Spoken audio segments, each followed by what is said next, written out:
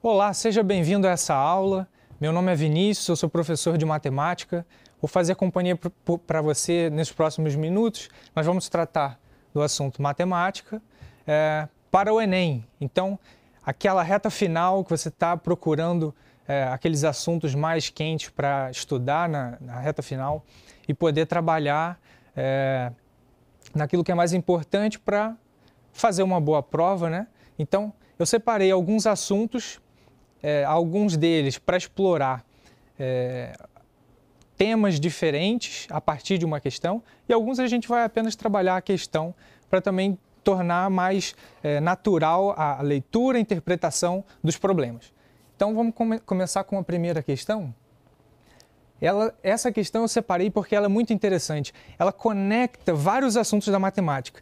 Na questão em si, pode não parecer. Você vai ler, vai conseguir resolver sem pensar no que tem por trás dela. Mas eu gostaria que você olhasse junto comigo esses outros assuntos que vão conectando. A matemática é toda feita de conexões. Então, eu vou pedir para você pausar esse vídeo e ler com calma o enunciado para você entender do que eu vou falar a seguir. Então, no próximo slide, os assuntos que vão envolver a resolução da questão. Então, o primeiro deles, fundamental no Enem, a questão da razão. A razão é, na verdade, uma divisão ou uma fração de números, né? O quociente, quando você faz a divisão, chega num resultado. Então, a gente normalmente escreve como A dividido para B, um número dividido para outro, ou na forma de fração. Então, por exemplo, você tem aqui 2 dividido para 1, a gente diz que algo está na razão de 2 para 1. Se você tem na forma fracionária, da mesma maneira, a razão entre 1 e 5. Aí, a seguir, um assunto também que vem naturalmente desse, que é a razão, é a divisão. A proporção, que você vai ver sempre junto, né, razão e proporção nos tópicos, é, na verdade, uma igualdade entre razões. Então, o que você tem na verdade? Quando que 4 números são proporcionais? Quando a razão dos dois primeiros, no caso aqui A e B, é igual à razão entre C e D. Então, a gente diz que A está para B, assim como C está para D. Na forma fracionária, fica da mesma forma da divisão, né? O B dividindo A, o D dividindo C. Então, pegando os mesmos exemplos, 2 está para 1, assim como 100 está para 50. Ou seja, se eu fizer a divisão de 100 para 50, dá o mesmo resultado de eu dividir 2 para 1.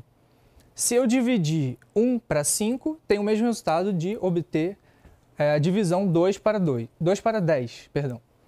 No próximo slide. Então, você já reparou na questão lá que é falado de proporção áurea. Não é um assunto muito comum de se ver, né?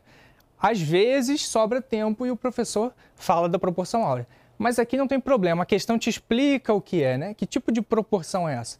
É uma proporção muito importante, não só para a matemática, mas também para outras áreas. Então, você vai ver esse assunto aparecer em artes, né? Na natureza, esses padrões, essa proporção, ela aparece.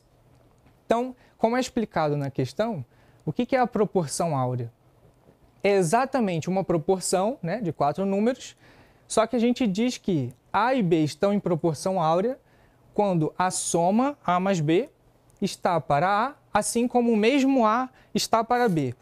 Geometricamente, como é no enunciado do problema, você tem um segmento inteiro, e aí você tem que a medida dele está para o maior aqui, assim como o maior está para o menor. Sempre quando isso acontece, a gente diz que a proporção é contínua, ou seja, repara que o denominador aqui e o numerador do outro lado são iguais. Isso quer dizer que A é a média geométrica entre a soma A e B. E aí você vai ver também outros problemas que relacionam a proporção contínua, e aí é um fato interessante da média geométrica aparecer naturalmente numa proporção como essa, né? E às vezes você se pergunta, eu uso a média aritmética, mas a média geométrica eu vou usar para quê, né? Raiz do produto? Então você vê que ela aparece aqui. Então nesse caso aqui, a gente tem essa proporção áurea do segmento, assim como no problema. No slide seguinte, aí a gente faz a continha, né? Você vai reparar que lá aparece essa identidade, φ ao quadrado é igual a φ mais 1. Né? Ali você não precisa se preocupar muito de onde ela veio, mas a gente consegue tirar dessa mesma razão. Ou seja, se A sobre B é igual a φ, que a gente chama de constante de proporcionalidade, né? Então, se existe essa proporção, é igual a um número. Esse número é a constante de proporcionalidade. Nesse caso, como é a proporção áurea, essa constante é chamada número áureo ou número de ouro. Então, repara que a gente tem A sobre B igual a φ. Trabalhando aqui, ó, nessa igualdade, a gente tem então que A é B vezes φ, multiplicando por B. E daí a gente tem também que φ, olhando para o primeiro e terceiro membros, φ é A mais B sobre A. Mas A gente colocando em função em termos de B e φ, e substituindo, ó, repara que eu troquei A por B φ, dessa identidade que eu tirei. E simplificando por B, a gente tem então que φ é φ mais 1 sobre φ, multiplicando por φ os dois lados, a gente chega na identidade que é mostrada lá. E essa identidade, por que ela é importante? Repara que φ é uma variável aí que aparece como uma equação de segundo grau. Se você passar todos os termos para um lado só, você vai ter φ ao quadrado menos φ menos 1 igual a zero. Exatamente a equação de segundo grau que você já está acostumado a resolver. Se você calcular o discriminante aqui, você vai ver que ele é maior do que zero, indicando que a equação tem duas raízes reais distintas. Mas no problema ele diz que o número áureo ele é só a solução positiva. Então repare que se a gente usar aqui a fórmula quadrática, também conhecida como fórmula de Bhaskara, a gente vai obter que φ é 1 mais ou menos raiz de 5 sobre 2, porque a gente tem duas raízes. Para mais a gente tem uma raiz, para menos a gente vai ter a outra. Então o número de áureo exatamente, o número áureo, o número de ouro é exatamente esse valor, com o raiz de 5 positivo, que vai me dar um número positivo, com as primeiras casas decimais, é mais ou menos 1,618. E aí continua. Como ele é irracional, né, o número de casas é infinito, não tem um padrão. Então, no slide seguinte, a gente vai conectar esse assunto com o outro. Então, talvez você já tenha ouvido falar da sequência de Fibonacci, né? Fibonacci foi um matemático italiano importante, né? Ele ajudou a difundir, porque ele estudou muito essa sequência, e ele investigou outros assuntos e viu que essa sequência aparecia em muitos elementos da natureza, né, em situações diversas, e ele estudou a fundo e difundiu essa sequência, por isso leva o nome dele. Mas ela já era conhecida antes pelos indianos que estudavam padrões em poesias, e essa sequência surgia lá também. Aí você me pergunta, o que essa sequência tem a ver com proporção áurea? Bom, se você olhar aqui, essa sequência de números, ela não é aleatória. Fibonacci idealizou uma situação de reprodução de coelhos, onde um casal de coelhos jovem leva um mês para se tornar adulto. Só a partir daí que ele começa a procriar, ou seja, gerar novos casais. E aí ele idealizou que o coelho nunca vai perecer. Então, um coelho perene. Ao longo do tempo, aquele casal que gerava outros casais vai continuar até o fim. Então, a princípio, você tem um casal jovem. No mês seguinte, esse casal se torna um casal adulto. No mês seguinte, ele permanece e dá origem a um novo casal mais jovem. Então, eu tenho dois casais. A partir daí, ele permanece, como ele já é adulto, ele gera mais um casal, além do que ele já tinha gerado, 3. Aí, a partir daí, o que era jovem se tornou adulto e gerou mais um casal. Então, além dos dois que já tinha, eles vão gerar mais 2 e o outro vai se tornar adulto. E aí você vê que vai gerando uma sequência que cresce muito rápido, né? Você vê que em algumas etapas a gente já está acima de 1000. É claro que é uma situação idealizada, não é nada realista, né? Porque o coelho não vive para sempre, para começar a conversa, mas essa sequência vai se conectar com a proporção áurea. Então, a seguir, a gente vê que geometricamente, esses números, a gente pode fazer uma construção geométrica mesmo. Então, observa a sequência dos números e conecta aqui com os quadrados.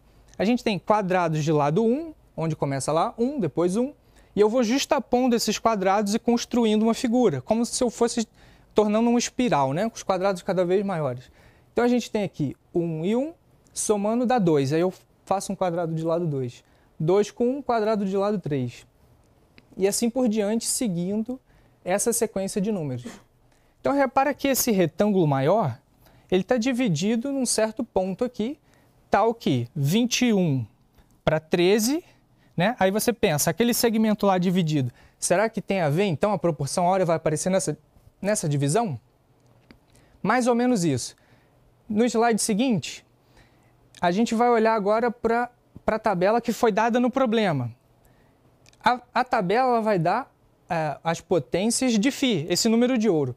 E aí ele mostra, com aquela identidade que a gente viu, que as potências elas vão gerando sempre termos que eu consigo colocar da forma Аф mais B. Parece até a função afim, né? Аф mais B, onde a variável é φ. E aí ele te dá o padrão aqui até φ a sexta e pergunta do φ a sétima. Só que olha só esses números que vão aparecendo aqui e a nossa sequência. Se você olhar os termos independentes, eles são exatamente 1, 1, 2, 3, 5. Se você já conhecesse a sequência de Fibonacci, você já poderia até adivinhar qual é o próximo, né? O próximo seria 8. Os coeficientes, φ elevado a 1 antes aqui seria 1, aqui é 1, 2, 3, 5, 8. Bom, você poderia deduzir que o próximo é 13. Então, é interessante que a forma de você escrever as potências do número de ouro vão te dar, tanto no coeficiente quanto no termo independente, a sequência de Fibonacci. Olha que curiosidade. Então, no próximo slide, a gente vai ver, então, se de fato é isso que acontece. Então, o que eu fiz aqui? Separei φ a sétima, que é o que a gente quer descobrir, separei um dos fatores φ e troquei φ a sexta pelo que ele dá na tabela, né? Então, ele dá que é 8φ mais 5, eu só troquei lá. Aí, aplicando a distributiva, juntando os termos semelhantes, eu chego em 13φ mais 8, que é justamente a letra E. Então, no próximo slide, a gente volta à questão, e aí você vê que aqui, né, é a última alternativa. Então, se você já conhecesse a sequência de Fibonacci, já daria para deduzir que essa seria a próxima. Agora, vamos voltar lá. Isso, aí mesmo. Então, a gente chegou nessa conclusão aqui, né, o próximo termo, φ a sétima, seria 13φ mais 8. Agora, na sequência de Fibonacci, a gente tem uma outra curiosidade. Se a gente divide qualquer termo daquela sequência, divide pelo número anterior, olha só o que vai acontecer. 1 dividido para 1, 1. 2 dividido para 1, 2. Em relação ao número áureo, um está mais abaixo, o outro está mais acima. Depois vem 1,5, está um pouco abaixo. 1,666 vai estar um pouco acima. Aí você repara como é que vai se aproximando. Então, basicamente, você tem uma convergência para o número de ouro, só que hora para cima, hora para baixo. Mas vai ficando tão próximo quanto eu queira, porque a sequência é infinita, eu posso ir dividindo os números. Repara que aqui, depois de umas 6 ou 7 iterações, a gente já tem as 3 primeiras casas certas. E é interessante, no próximo slide, como o triângulo de Pascal, que você já também deve ter conhecido, se relaciona com essa sequência. Como é que funciona o triângulo de Pascal? A regra para você escrever esse triângulo é bem simples. Você começa com 1. Tem um elemento na primeira linha.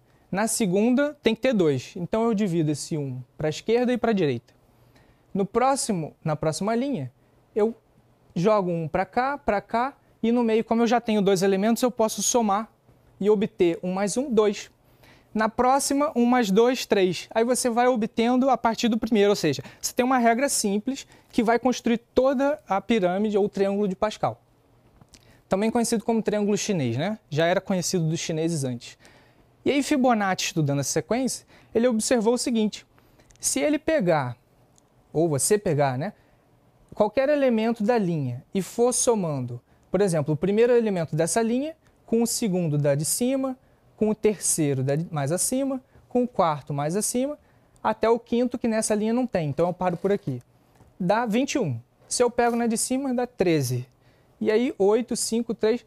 Então repara como essa soma na diagonal vai me dar exatamente a sequência de Fibonacci. E aí você pensa, tem alguma relação? Triângulo de Pascal com sequência de Fibonacci? E o triângulo de Pascal tem a ver com o quê? No próximo slide você vai lembrar que quando você estuda binômio de Newton, os coeficientes das expansões do binômio de Newton têm relação com o triângulo de Pascal. De que forma? Bom, então para começar, o que é o binômio de Newton, né? É um binômio, como você já conhece, né? X mais Y, 2 monômios não semelhantes. E o binômio de Newton são potências que você toma desse binômio. Então, na sequência, exemplos, né? X mais y elevado a zero. Desde que x e y seja zero, qualquer número elevado a zero é 1. Na sequência, x mais y elevado a 1 é x mais y. X mais y ao quadrado, você vai lembrar dos produtos notáveis, que você fazia lá, o quadrado do primeiro, mais 2 vezes o primeiro vezes o segundo, mais o quadrado do segundo. E aí você vai obtendo todos eles, multiplicando, né, esses fatores. Então, x mais y à quarta tem 4 fatores x mais y que você vai multiplicar. Então, se a gente observar o padrão que a gente consegue pegar aqui dos coeficientes, aqui eu tenho o coeficiente 1, na linha de baixo eu tenho o coeficiente do x é 1, o coeficiente do y é 1. Na de baixo, o coeficiente do x ao quadrado é 1, do termo misto xy é 2 e do y ao quadrado é 1. E aí, se você tomar os coeficientes, eles são justamente os números que aparecem naquele triângulo de Pascal, né? 1, depois 1 e o 2 no meio, e assim por diante. Bom, mas aí os binômios de Newton são dados por essa forma. E o triângulo de Pascal a gente construiu de uma outra maneira, usando uma outra regra. O que tem a ver? Por que esse padrão surge aqui, né? Qual a explicação? A explicação está por trás, é a combinação. Então, você já deve ter estudado em análise combinatória, né? Você tem, basicamente, o princípio fundamental da contagem, né? Que é o mais importante. Você tem decisões para tomar, e aí você tem um número X de decisões para tomar uma decisão, um número Y para tomar uma segunda decisão. Então, o número total de decisões é o produto de X e Y. Ou seja, você vê pela árvore, né? Você tem duas possibilidades, para cada uma das duas tem mais duas. E aí, se você usar esse princípio multiplicativo, você consegue o número dos ramozinhos à direita. Então, onde é que a combinação aparece aqui? Se você observar esses coeficientes, eles são obtidos através da multiplicação dos elementos x e y dentre os fatores. E aí, o que vai acontecer? A combinação, né? Esqueci de falar, são combinação de n elementos tomados P a P. Ou seja, é aquela velha história, você tem que formar uma comissão com um presidente, 2 vice-presidentes, já deve ter visto esse exemplo, né? Então, num grupo, você não tem uma ordem, como é o caso de uma fila. Então, você tem problemas de análise combinatória diferentes, né? Uma fila tem uma ordem, um grupo de pessoas não necessariamente. Então, a combinação a gente usa como modelo para quando a ordem não importa. Então, se você tiver um grupo de N pessoas e você vai formar grupos com menos pessoas, P, então você tem essa forma de calcular, que basicamente é olhar para a permutação, só que desprezar a ordem, por isso que a gente divide por N menos P fatorial, e a gente para em N menos P mais 1, né, igual está aqui, NP mais 1, que a gente cancela com esse termo de baixo, e divide por P, porque eu tenho P elementos, então se eu misturar todos esses elementos, eu tenho P fatorial, como você faz na permutação. Mas como ela não importa, todos esses elementos representam o mesmo grupo. Então eu descarto essas possibilidades e levo em consideração apenas uma. Então na sequência a gente vai ver o seguinte, um exemplo, né? Se numa festa junina eu tenho 10 pessoas e eu vou formar pares para formar a quadrilha da festa, e aí, de quantas maneiras eu posso pegar dentre essas 10 pessoas e formar pares distintos? Então, repare que se eu formar um par com João e Maria, ou Maria e João, o par é o mesmo, né? Não muda. Então, se a gente aplicar a fórmula de combinação de 10 tomados 2 a 2, ou seja, em pares, vai me dar 45 possibilidades. E aí, na sequência, onde é que a combinação entra no binômio de Newton?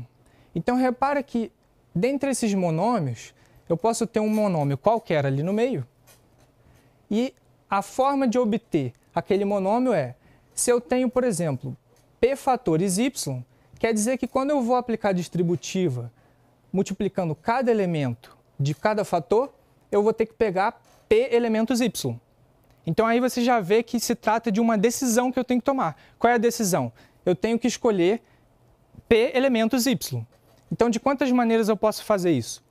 Bom, eu posso pegar, digamos que y seja, P seja n, então eu vou pegar todos. De quantas maneiras que eu tenho de pegar todos os y para fazer o produto entre eles? Uma única maneira, porque eu tenho que multiplicar todos eles, não tenho liberdade.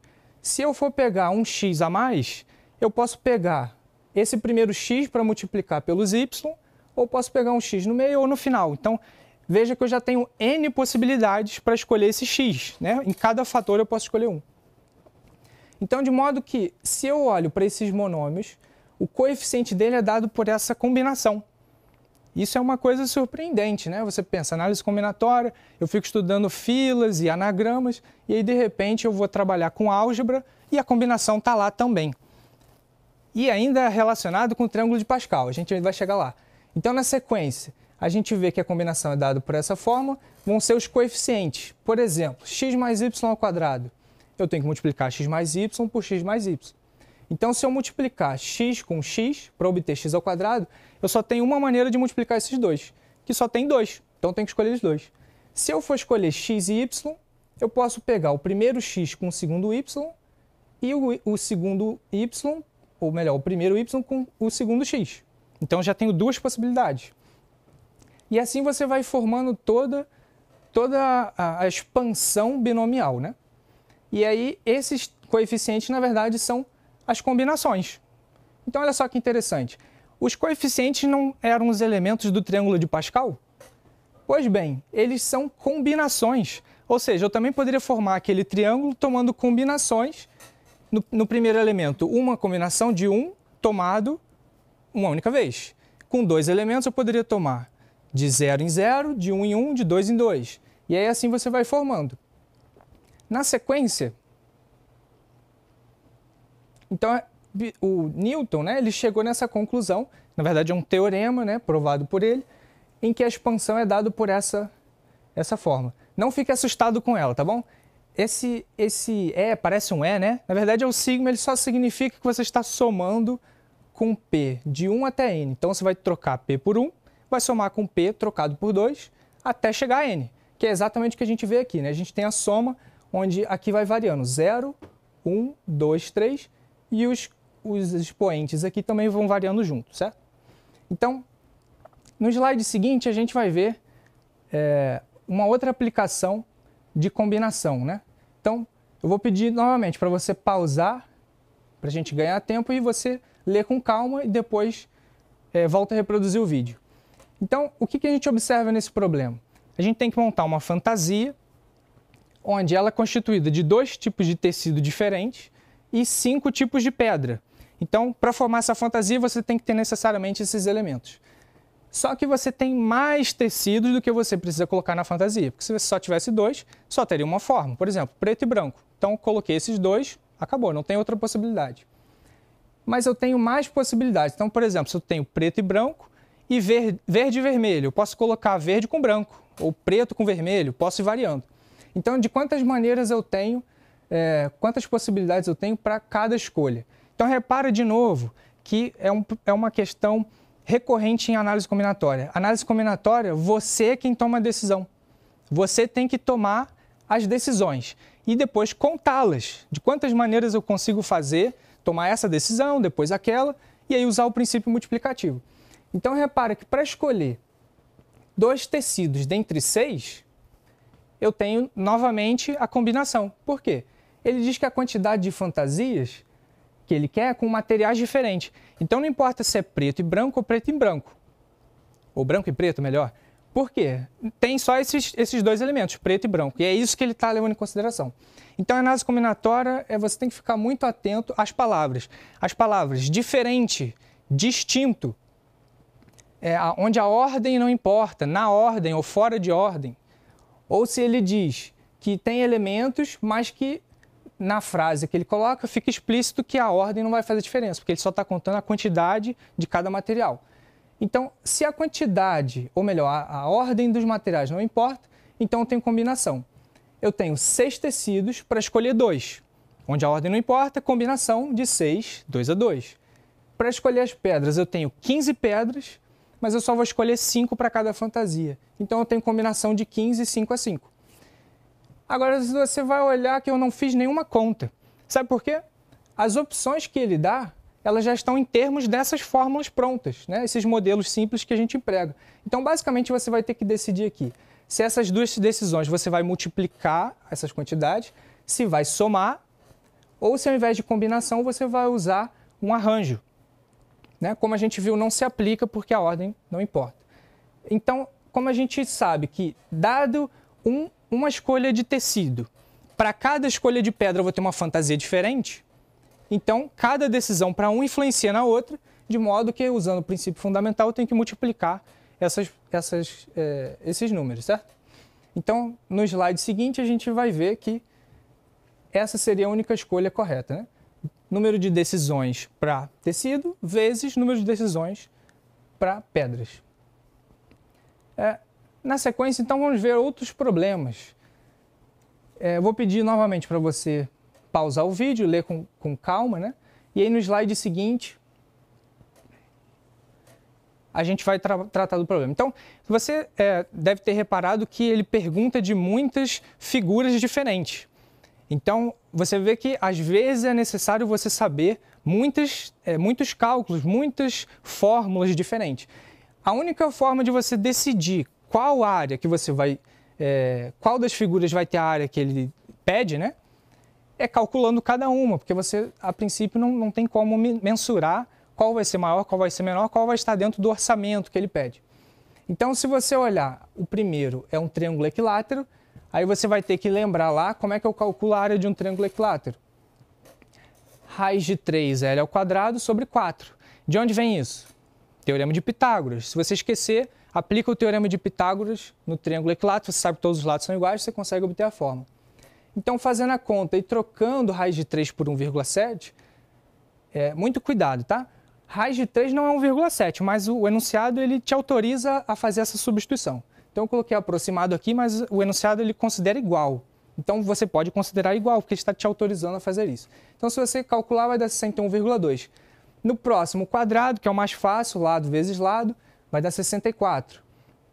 No retângulo, base vezes altura, 88.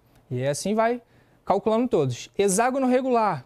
É muito comum, muito mais comum do que as outras figuras regulares, o hexágono. Sabe por quê? Porque o hexágono você consegue dividir em triângulos equiláteros. 6, se você traçar as diagonais, você divide ele em 6 triângulos equiláteros. E o triângulo equilátero a gente já calculou a área, né? Então, repara que o lado do hexágono vai ser também o lado desses triângulos. Então, eu calculo a mesma área que eu calculei aqui, trocando 12 por 6, né? Porque o lado dele é diferente. Mas eu somo 6 vezes essa área, porque eu estou somando as partes do hexágono que eu dividi. E aí eu tenho esse valor um pouco mais alto. E aí, se a gente for... falta o círculo. Círculo, π vezes o raio ao quadrado. Aqui também outro detalhe, né? É muito comum o problema dar o diâmetro e pedir o raio ou fazer o contrário. Por quê? É para te confundir mesmo. Você tem que ter atenção e saber distinguir esses dois elementos, porque eles são fáceis de serem confundidos. Então, é importante que você tenha sempre em mente que uma coisa vai ser usada para cálculo da área, vai ser o raio, o diâmetro pode ser usado em outro contexto. E aí, se ele te der um, você tem que achar outro. Bom, se o diâmetro é o dobro do raio, então eu calculando o raio vai ser a metade do que ele deu. Calculando a área deu 75. Agora vamos analisar todos eles, né? Eu sei que eu tenho, para cada centímetro quadrado, 1 centavo. Então, repara que aí aparece de novo o tópico de razão e proporção. Por quê? Eu tenho que fazer uma regra de 3. Eu sei que a grandeza área e a grandeza valor aqui em reais, né, vão ser proporcionais. Então, se eu tiver uma área maior, eu vou ter um valor em real maior, proporcionalmente, né? Então, a regra de 3 que eu aplicar aqui vem lá da proporção, a mesma situação. E aí, como ele pede para não passar de 80 centavos, eu já descarto esses dois, o retângulo e o hexágono, sobram esses 3 aqui, e o que está mais próximo de 80 centavos, ou seja, o que tem a maior área, ainda custando menos do que 80, vai ser o círculo, né? Então, a letra E, voltando para a questão, no slide seguinte, a gente vê a letra E, círculo. Bom, o outro é ainda sobre geometria, né? Um assunto muito cobrado, geometria plana, geometria espacial, cálculo de área, cálculo de volume. É importante você revisar todos esses cálculos, né? Cada tipo de sólido tem um cálculo de área diferente, um cálculo de volume diferente e assim por diante. Então, eu pedi para você pausar, ler com calma o enunciado e na sequência a gente vai ver como resolver. Então, repara que aqui eu precisei usar o cálculo volume do cilindro, que é dado por área da base, que é um círculo, a gente já calculou na questão anterior, πr², vezes a altura, né? Isso vem lá do prisma, né? É como se o cilindro fosse um prisma cuja base, ao invés de ser um polígono, é um círculo. Então, se você extrapolar, você chega no mesmo tipo de cálculo. E é bom que ele seja parecido, para você não ter que recordar de tantas coisas, né? Tantas fórmulas diferentes. Então, ela se resume à mesma dos prismas. Então, se eu calcular o volume, teoricamente, usando que a área da base aqui, o raio, é 5/2, porque o diâmetro é 5, então eu chego nessa área. Para calcular a área, o volume eu preciso multiplicar por H. Porém, eu tenho certas condições. Esse reservatório que você leu lá, ele tem que fornecer água por 7 dias para 100 habitantes, cujo consumo médio diário é 120 litros de água. Então, você vai ter que fazer alguns cálculos aí. Na sequência, então, vou passar de litro para decímetro cúbico, que são equivalentes, né? E aí, para passar de decímetro cúbico para metro cúbico, eu tenho que lembrar sempre da regra do expoente, né? Se decímetro para metro eu divido por 10, cúbico eu divido por 10 ao cubo, que é 1000. Então, vai ficar 0,12. Agora, se o volume total aqui que eu quero para fornecer água por 7 dias para 100 habitantes, 0,12 é o valor que eu calculei por habitante por dia. Então, para eu dar conta de fornecer água para 100 habitantes e 7, então eu tenho que fazer essa multiplicação.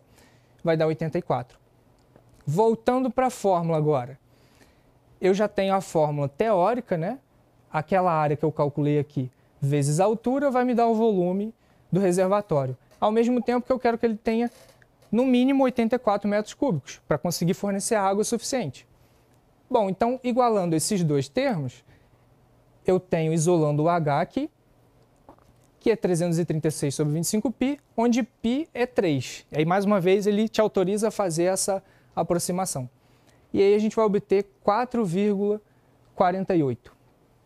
Então, a resposta certa é a letra D. Avançando para a questão, letra D. E aí você repara que é necessário você conhecer as fórmulas, né? Conhecer os conceitos. E o mais importante que eu dou a dica é o seguinte: na hora de fazer a prova, né?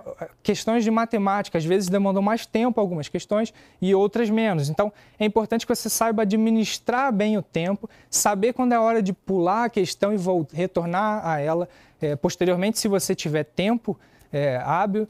E sempre priorizando o mais simples primeiro, porque essas questões no cálculo que é feito, né, se você deixa em branco questões mais simples, isso vai afetar mais negativamente a sua nota. Então, eu espero que você tenha uma boa prova, desejo boa sorte, espero que a aula possa te ajudar nos seus estudos.